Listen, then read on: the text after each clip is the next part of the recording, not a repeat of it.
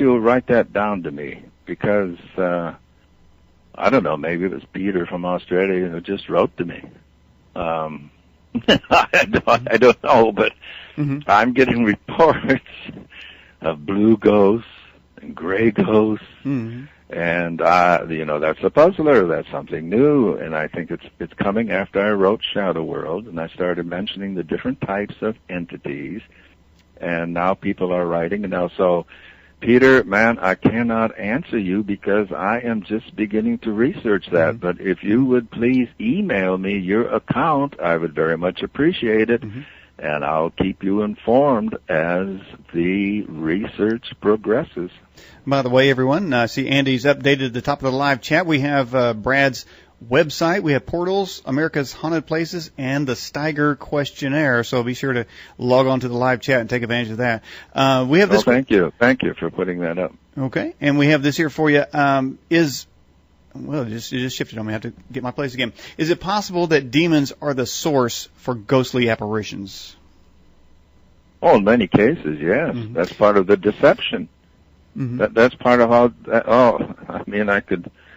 We could go 2 hours on that one. Well, if somebody is trying to deceive us, is somebody else trying to tell us the truth? Are there other entities to help us? Yes, if we learn to listen. But somehow, so many people find it more exciting to live on the edge. Some people find it more exciting to be deceived. And I don't say that. Maybe that sounded foolish, Daniel. I didn't, but I meant it sincerely. Yeah. There are so many instances, and I've written about them in Shadow World. I got another book coming out called Beyond Shadow World, where the idea of deception, of setting up, a contact, of setting up a communication, of setting up advice. I mean, we have to be so cautious. It says in not just in the Judeo-Christian books, it says in all the holy books of all the religions, it says, test the spirits, test them. Don't take their word for anything. Test them.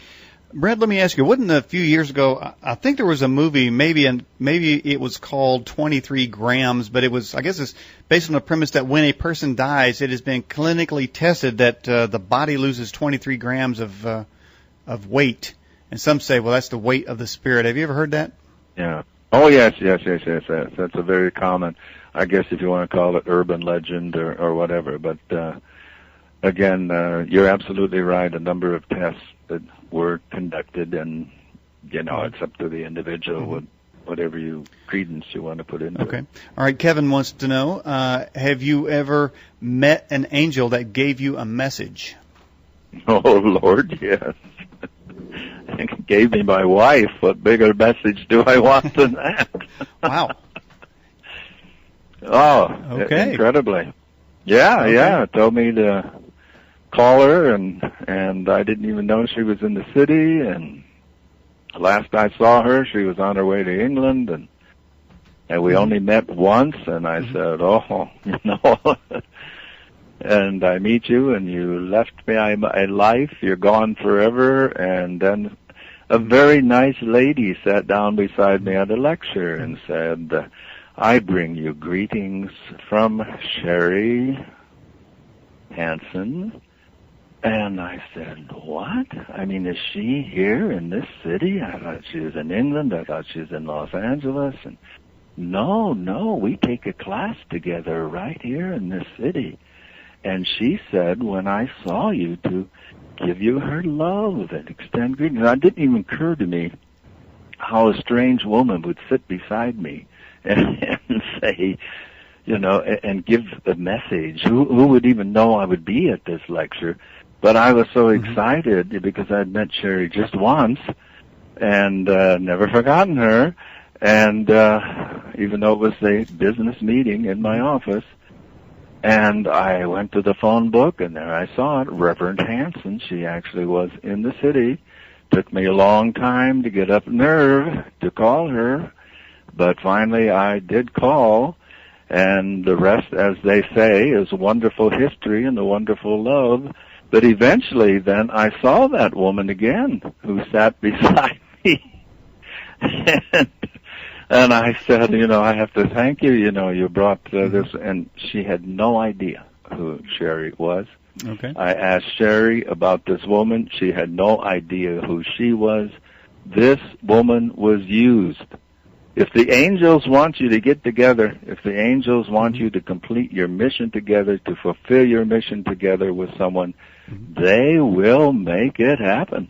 All right. Hey, we have this question from Steve. He wants to know, have you ever done any investigations of Mayan sites where they have been known to have a tremendous amount of human sacrifice? Yeah, I don't like those places. Well, you talk about death, and you said that there has to be,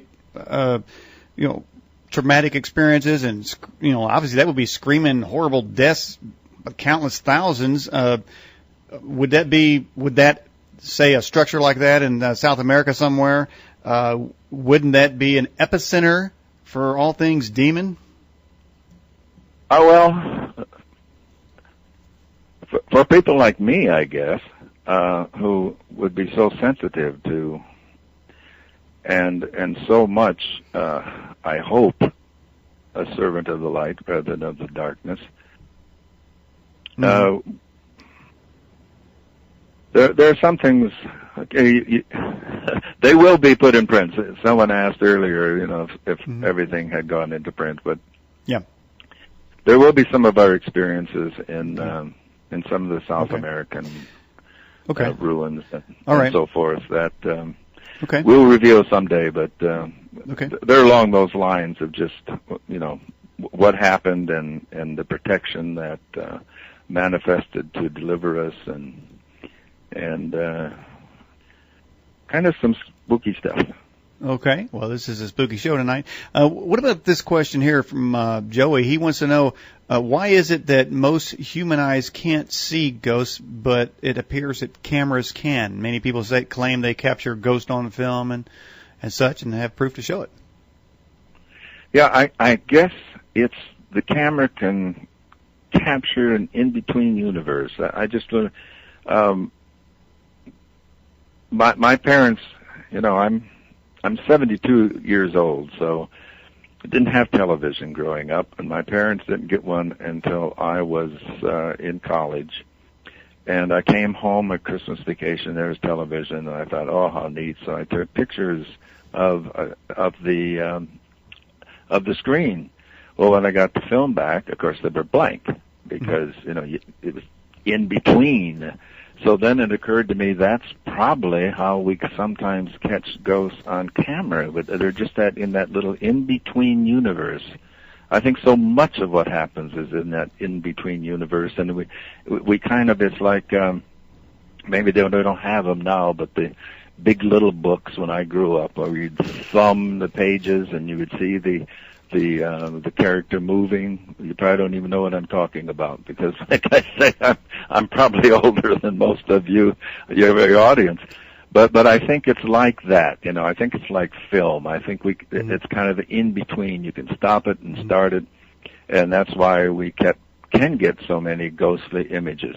But I'm more convinced by those, especially orbs. I've got 4 now, photographic experts who I get a lot of pictures, and I send them to these guys, and they're not. These guys aren't skeptics. I mean, they would love, we'd love to find something, but in the orbs, they turn out to be dust motes or bits of water and so forth. However, those are the ones where they say, gee, I didn't see anything, but they showed up on camera. That appears to be primarily with exceptions, of course, but primarily natural phenomena. When you see, as I and many people have, that globe solid, that orb solid coming toward you, moving around, and catch a picture of it, then I think you are actually capturing a vehicle by which a spirit may travel. All right. Now we have this question. Can a person be possessed and not know it?